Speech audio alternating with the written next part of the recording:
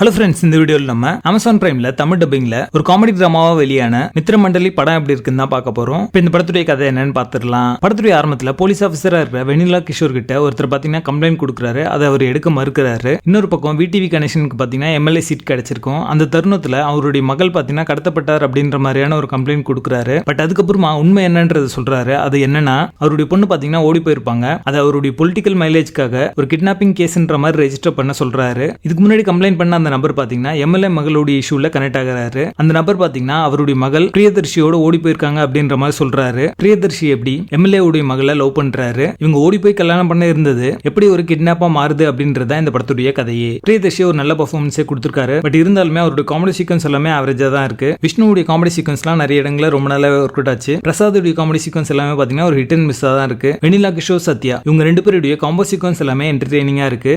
நிஹாரிகா ஒரு டீசென்டான பர்ஃபார்மன்ஸ் கொடுத்திருக்காங்க. இந்த படத்துக்கான ஸ்டோரி பிளாட், ஸ்கிரீன் பிளே எல்லாமே ரொம்ப சில்லியா இருக்கு. ஸ்கிரீன் பிளேல இன்ட்ரெஸ்டிங்கான எலிமெண்ட்ஸ் ஆட் பண்ணி சொல்லியிருந்தாங்கன்னா இது ஒரு பெட்டரான படமா வந்திருக்கும். படத்துடைய பேசிங் ஆவரேஜா இருக்கும். நிறைய சீக்வன்சஸ் போரிங்கா தான் இருக்கு. மொத்தத்தில் இது ஒரு பிலோ ஆவரேஜ் காமெடி படமாக வந்திருக்கு. படத்தில் அதற்கான இல்ல, இந்த படத்தை நீங்க ஃபேமிலியோட பார்க்கலாம். மித்திர மண்டலி படத்துக்கு எங்களோட ரேட்டிங் 4 out of 10.